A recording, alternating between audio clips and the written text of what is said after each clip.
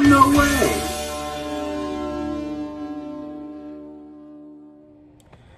Hello, welcome to Jason the Old Millennial. My name is Jason, speaking to you here in my parents' basement in the great state of Kansas. And I've been wanting to do this video talking about my top 10 favorite movies of this decade, because we're halfway through the decade. It's 2025. And so I thought, well, let's look at what's been the best movies so far since we're halfway through. Yeah, so I came up with 10 movies starting from 2020 to 2024, basically that 5-year period. I consider the first 5 years of the decade, and right now we're kind of the first part of the second half of the decade here.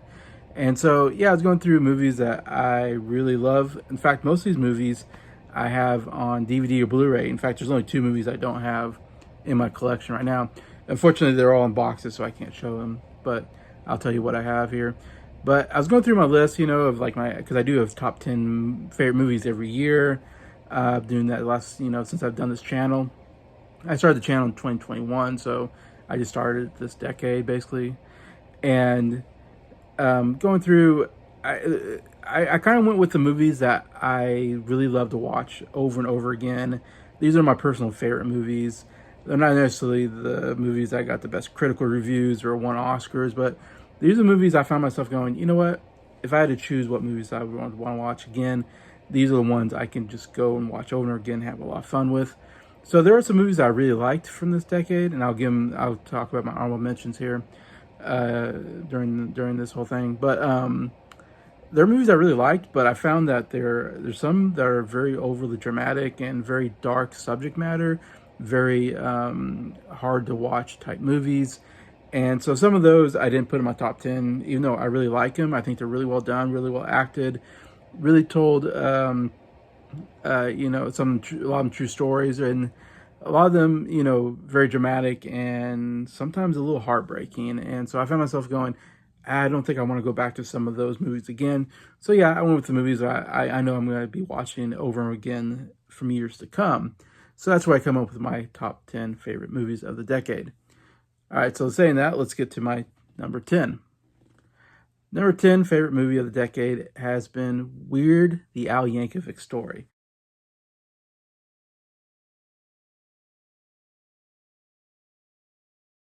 Yeah, it might be a strange one to put in here, not one a lot of people are going to talk about or maybe have seen.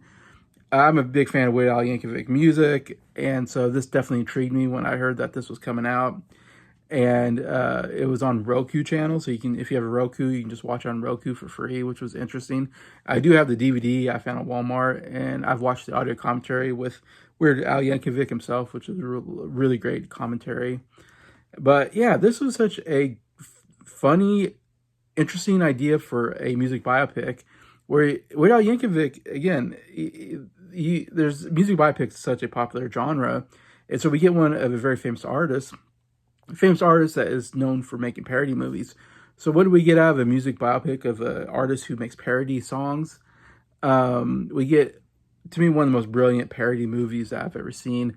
This really is a music biopic parody movie, spoof movie, where we take bits and pieces of Weird Al Yankovic's life and we do stuff that didn't really happen to him. And I love that. And also, music biopics has a certain formula that they kind of run, with troubled childhood, maybe parents that, were, hard on them, maybe a death in the family and all this stuff. And then their rise to the top, and then eventually when they get to the top, they go out of control, become alcoholics and drug addicts.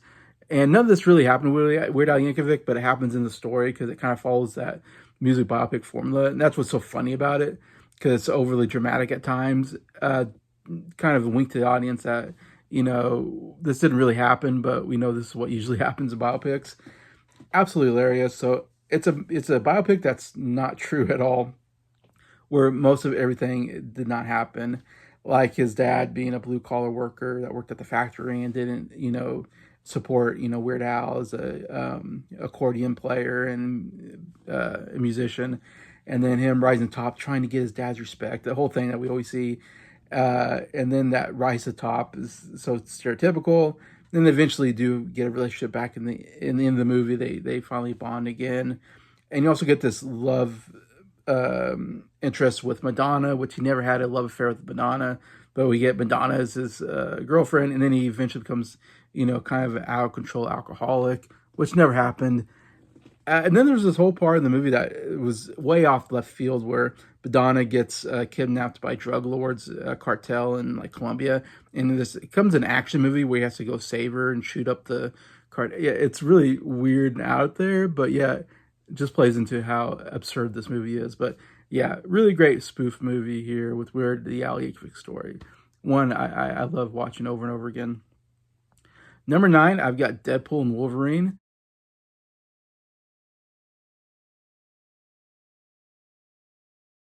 This, of course, was a huge, huge hit. The second, like, biggest movie, I think, of last year, behind Inside Out or something like that. Or did it come out last year? Maybe last year or somewhere like that. But yeah, huge hit for him. It's a third Deadpool movie, basically. This time, of course, we're adding Hugh Jackman in here as Wolverine. And this was one where I thought it was okay when I first saw it. I thought, yeah, I do love the Deadpool character and the movie overall. But at first I was like, I don't know if I like the story that much. But it's obviously just a fun movie. I love the chemistry between Hugh Jackman and Ryan Reynolds here, and the two characters, Deadpool and Wolverine. Deadpool being just very funny, Wolverine being this very dramatic character, and them bickering all the time and fighting works very well. And there's some great action sequences, and it's very funny. And there's some of the best cameos I've ever seen in a movie. So there's so much to like about this movie. Rewatching it on I got it on Blu-ray and I rewatched it, and I found myself really loving the story too. I thought it was actually a pretty cool idea for a story. It kind of goes into the whole, multiverse, which is a very popular storyline. So we kind of delve into that, and I love how we go back and we have characters from previous Marvel, Fox movies, and X-Men movies like that. I love that we get a lot of them to come back in cameos and somewhat cameos, somewhat long, character cameos. I guess I don't know. And I love all that. That's what's so brilliant about the movie. Love the scene at the end where they fight all the Deadpools from other multiverses, and Wolverine puts that mask down. I still geek out about that moment. Still such a fun moment there. But yeah, it's just a fun movie. Again, very funny because you get all the fourth wall breaks and the quips that you usually get in Deadpool. Plus, actually, really good performance by Hugh Jackman. Actually, gives a really good performance here as Wolverine, and has a cool traumatic story behind that. Yeah, and it all works together very, very well. And it's another very entertaining movie. So I have it at number 9, Deadpool and Wolverine. Number 8, I have Violent Night.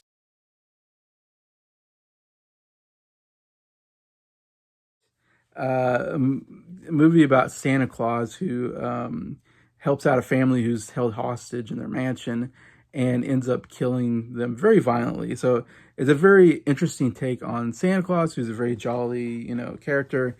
But this time with David Harbour, who's so great. I really like David Harbour. He's one of my favorite character actors that works today.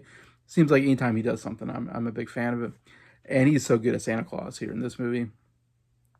Uh, and I love that it kind of changes the lore of Santa Claus here, where Santa Claus in the very long past used to be this Viking warrior who raided villages, and he had this big hammer that he killed people with.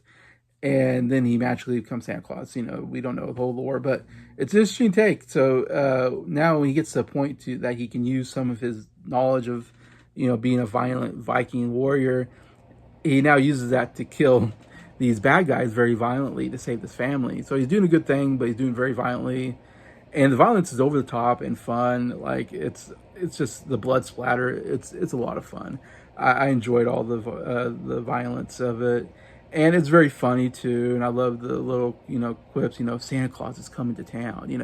He uses the Santa Claus character to have some pretty good quips throughout. So it was funny. It was action. There's some very interesting kills in here, I think. And yeah, just a unique take on the Santa Claus story. I thought that really worked for me. So number 8, Violent Night. Number 7, I have Transformers 1.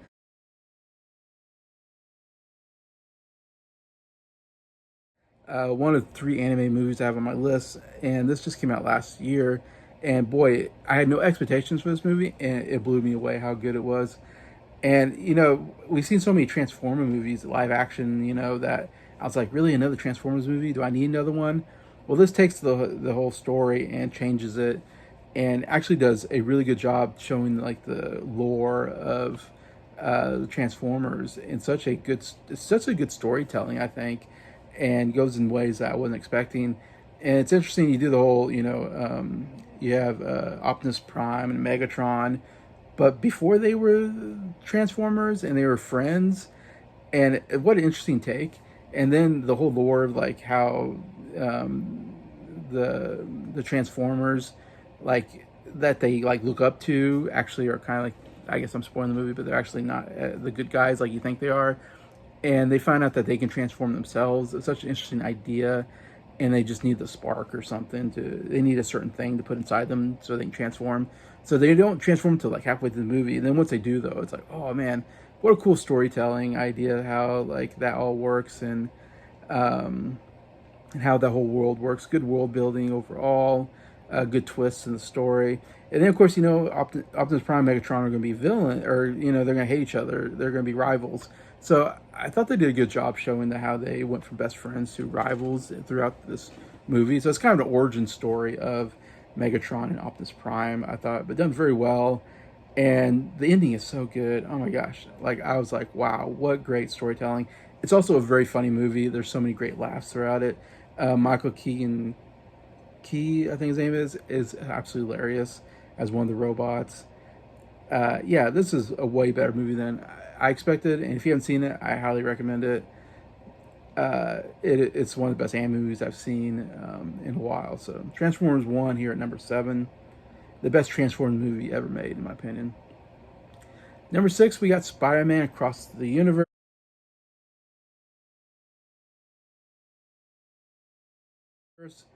And I have this one on Blu-ray as well. And as all the movies I've talked about, I have on Blu-ray or DVD. But this is a sequel to Spider-Man Into the Universe. And I thought Spider-Man Into the Universe was okay. I thought it was an interesting idea. Cross the Universe, man, was so good. Way better than I expected it to be honest. I thought, it might be okay. No, the storytelling is so good. I like the story of Miles Morales. Of course, first movie is him becoming Spider-Man. This one, he's already Spider-Man in this again, and it deals with the multiverse, but it's one of the best stories that dealt with the multiverse that we've seen. Multiverse is done to death, but they do it in such a brilliant way where we get to see different Spider-Mans from different multiverses. Not only that, but different animation styles. I think this is one of the best anime movies I've ever seen. Animation is so good because you get different characters from different animation styles working against each other. Such a cool idea and really works well. But I love the story that things that happened in the first movie kind of have an effect on the second movie, where stuff that he shouldn't have done in the first movie, we see the consequences. So I kind of love that, and invents like a new bad guy that he has to fight because of what he did in the first movie. So I thought that was great how they played off the first movie with this one. It's again very funny. I think even funnier than the first movie. I think really funny writing and a lot of great characters. And I love all the Spider-Mans. Like I said, like the one from India was great. That's probably my favorite sequence when they go to India in that multiverse, whatever. The punk, you got the punk Spider-Man. You even get this whole world where it's all Spider-Mans from different multiverses all hanging out. It's such a fun idea. Like I said, the animation is maybe the best animation I've ever seen. I love the way they animated the movie and had all these different characters. I don't know how they did it. It's absolutely incredible what they did with that. But yeah, I love the story. I think it's hilarious. Great animation. The action was so well done. Really blew me away how good it was. It was my favorite movie of that year. And I'm excited for another Spider-Man in this genre. So Spider-Man Across the Universe, number 6 on my list. Number 5, we got my favorite anime movie of this decade, and that is Wild Robot.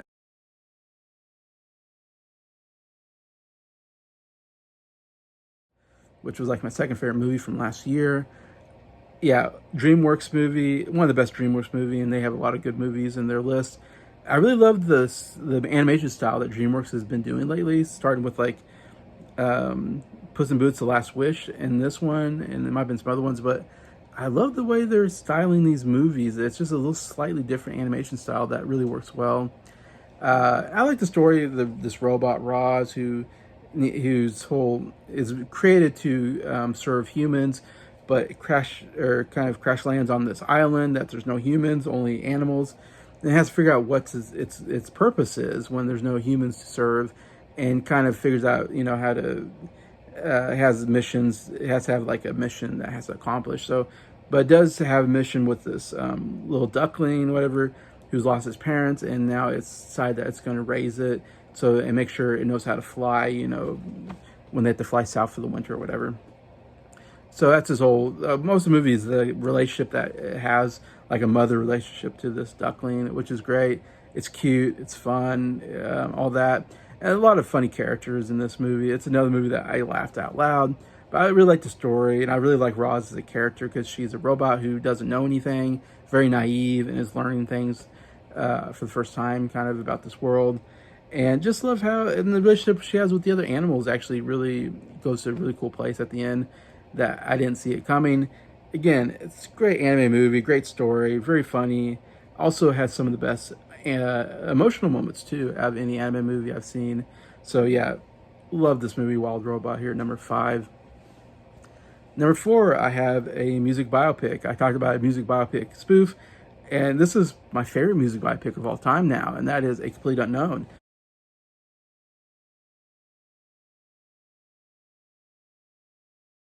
It was my favorite movie of last year, about Bob Dylan, basically. First, like, I don't know, 3 or 4 years of his career, from 62 to 66, something like that. This is how you do a music biopic. Of course, it helps that you're doing Bob Dylan, who is one of the most famous musicians of all time. I'm a fan. I don't know if I'm a big fan, but I'm a fan of Bob Dylan. Especially this, I'm a big fan of this music in this era.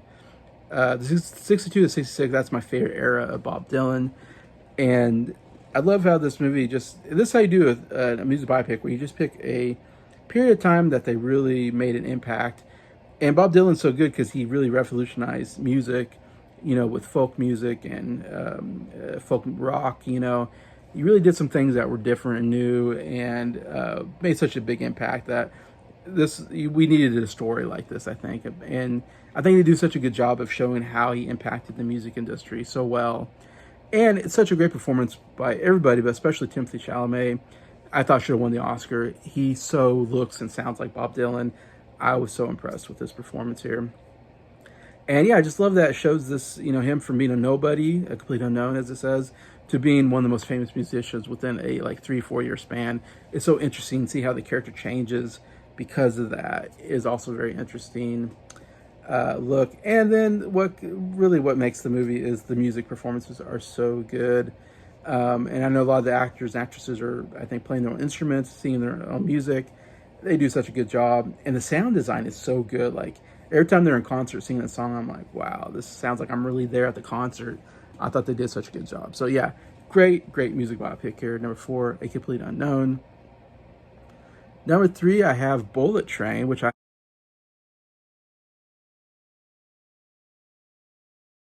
have on a steelbook, actually, a really cool steelbook. And this is such a fun action comedy kind of movie. A lot of great characters. I love the overall style, that they're on a Japanese bullet train. And there's so many cool storytelling, how they tell the story, new characters will come in, and then we'll see like their backstory and see how they got there, why they're there. There's a lot of flashback stuff that I thought works really well in the story. There's the 2 characters, I think Lemon, Tangerine, or whatever, that are the 2 best characters, the assassin characters. Like, there's one scene where they're like arguing of how many, like, we were at this one mission and we killed this many people, and they argue about how many people they kill, and then we see a flashback as they count down the people they kill. It was really fun and just a cool storytelling, how they told that whole story. And like at the very end of the movie, like, there's a water bottle that someone comes across, and we do a whole montage flashback of how from the very beginning of the movie to that part, the journey that that water bottle goes on, which is such a fun idea. Like, oh wow, we're gonna see how this water bottle was throughout the whole movie and came to this character at the end. Anyways, you might say, what was that? But if you watch the movie, you'll get it. But yeah, so lots of great stuff. I love how each character has a nickname and how they introduce the characters. And Brad Pitt's great in the lead. I love how he's just this nonchalant, chill guy who doesn't want to fight. He doesn't want to kill people. He's like, he just wants to get off this train, and he can't. Every time he tries, something happens. He can't. I mean, so that's a lot of fun. Again, the action was really well done. Really great climatic ending, great battle scene with on the, and it's all takes place on this bullet train, which is a cool setting overall. And I even like there's a cool story of like, or a cool idea about destiny and are you fated for this or that? Are you lucky? Is there such thing as luck? You know, there's some actually cool ideas here as well. But yeah, it was such a fun movie. I had such a blast. It comes at number 3 on my list. Number 2, I have the movie Living.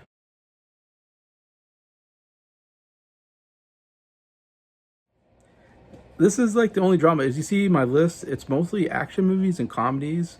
Action comedies, like I said, these are movies I come back to. This is the only real drama on the list, but it's such a inspirational movie that I absolutely fell in love with it. And again, I was not expecting anything out of this movie. Just that the main actor was nominated for Best Actor award, but it's hard to not spoil this movie too much. But it's basically this old guy in England. It all takes place in England in the '60s, I believe, and he finds out that he's dying and he only has like so long to live, and so it's called Living because he's trying to figure out what do I do with the rest of my life. You know, I only have a certain amount of time left. How do I live my fullest? Really interesting. It's a premise that I wouldn't say like hasn't been done before, but I think it's done so well here. All the performances were so good. It's such a good story. But I love that. I spoiled the movie a little bit. His whole idea he kind of comes up with, like, how do I live the rest of my life? He decides that through his job, he has like a government job where nothing gets done. It's like one of these bureaucratic jobs where nothing gets done. He finally goes, you know what? I'm gonna get something done with the rest of my life, and I'm gonna help build this play or this play place for these kids that these moms want to get done. And so he spends the rest of what he has left doing everything he can to get this job done, get this built for these kids to play in. And it's just, and he doesn't tell anybody why. No, everybody's like, why is he working so hard on it? It's kind of very interesting how he doesn't tell anybody that he's dying. Nobody knows he's dying and why he wants to build this play place and playgrounds. He wants to build this playground. But then I'll spoil the movie a little bit to say that he does die at the end because he is dying and nobody knows about it. But man, towards the end when you see the kids playing on the playground, man, that's such an emotional moment and inspirational. We go, wow, this guy made an impact. He really, it might not seem that big, but he really made an impact on these kids' lives, building this playground, and these parents want it to happen. And he really did something really nice and good before he died. And that's what he's going to be remembered for, that he did this great thing. Or, it might not seem that great, but I mean, it is. He did a very nice thing before he died. And that's what he's going to be remembered for. And so everybody kind of sees it and goes, wow, I should do something good with the rest of my life. It's very inspirational to the characters in the movie and for me watching it going, wow, what have I done with my life? I need to do something like this. I want to be remembered for being a good person and doing something really good for people and making an impact in people's lives. That's what I would want to be known for. So I don't know. For me, it was one of the most inspirational movies I've ever seen. And just, yeah, performance great. The dialogue was great. Really great storytelling that really kept me into the story, the whole movie. And yeah, it was very emotional at times. I can't recommend enough. I'm sure most people have not seen this movie, and you should see it. I saw it on Netflix a couple years ago when it came out, and if it's still on Netflix, definitely check this out. I think it's like a life-changing movie in my opinion. That's why it's number 2 on my list here. So number 1, my favorite movie of this decade so far, is another Spider-Man movie. This is Spider-Man No Way Home.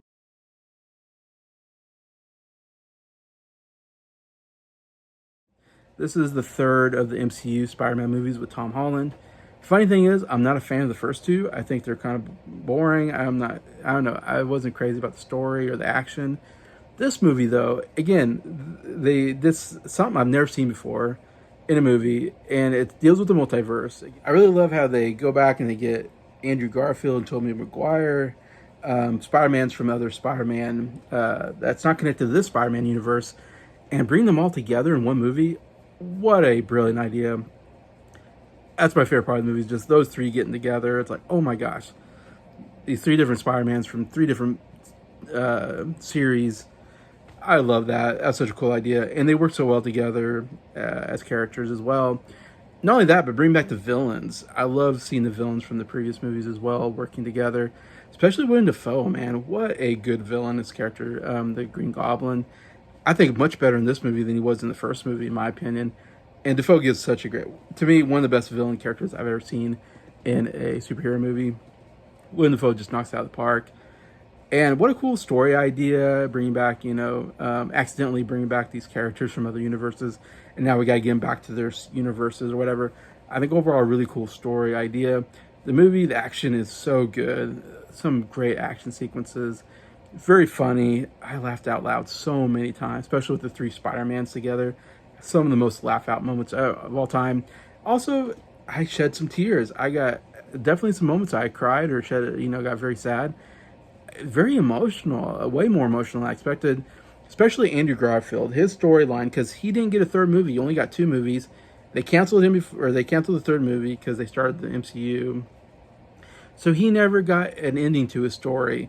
And I thought this movie did such a good job of ending or bringing some conclusion to his storyline, especially with a certain character who dies in that movie. And he does something in this movie that totally kind of bring some closure to his very sad storyline. The saddest, maybe, the Tom Holland has a sad storyline too, but definitely one of the saddest storylines in MCU, I think, the Andrew Garfield Spider-Man. And the one scene where he saves MJ or whatever, oh my gosh, I cry every time I watch that scene because it's such an emotional moment that ties in with the second Amazing Spider-Man movie with Andrew Garfield. I thought that was so brilliant. Like, never would I thought I was going to get... I always wondered, like, man, why couldn't we get a third movie so I can see, a happy ending for Andrew Garfield's Spider-Man? And this movie gave it to me. And that's why I love it so much, is that I got to see this and got to go, oh, man, he got some redemption or he got some closure to what happened. Anyways, I absolutely love that. One of the most emotional moments I've had in a movie that still gets me every time I watch it. But yeah, it's such a brilliant idea for a movie that works so well in a Spider-Man. It's like, I don't think they're ever going to top this movie. Like, I don't know how you can make a Spider-Man that's better than this and what they did anyways. And so unique. And just, again, just almost a game changer in the MCU in a sense, in my opinion. So that's why it had to be number one on here. Just nothing really come close to what they did in this movie for me. So yeah, Spider-Man, No Way Home. Favorite movie so far of this decade. We'll see at the end of the decade if it still stays number one. It's going to be hard to beat anyways, in my opinion. It's one of my favorite movies of all time now. Yeah, I was going to talk about some honorable mention movies. I forgot. I have Jesus Revolution, The Croods: A New Age, second Croods movie, Sound of Freedom, Emancipation, which you might not know is an Apple movie with Will Smith and dealing with slavery. A really good movie though. Cyrano, great adaptation. The music is so good. It's a musical. Peter Dinklage, really great. The Super Mario Brothers, I thought really changed video game movies, which we're gonna get more of them now. They're very popular, I think, thanks to this movie. Dungeons and Dragons: Honor Amongst Thieves, what a fun fantasy movie. Love that. The Holdovers, another really great story. Paul Giamatti's amazing. Good, somewhat dramatic and some comedy in it, but yeah, really good story. 65, I absolutely love that. People don't like that movie. I thought it was a fun sci-fi movie. And then Trap is my other honorable mention. I think one of M. Night Shyamalan's best movies he's made, and the best one he's made in a long time anyway, so worth trying anyway. So that's my top 10 favorite movies of the decade. Please tell me what you think of these movies. What's your favorite movie of this decade? Please let me know. Besides that, thank you so much for watching this video. Thank you so much for liking it. Thank you so much to my subscribers for supporting the channel. I appreciate you all and hope you have a good day.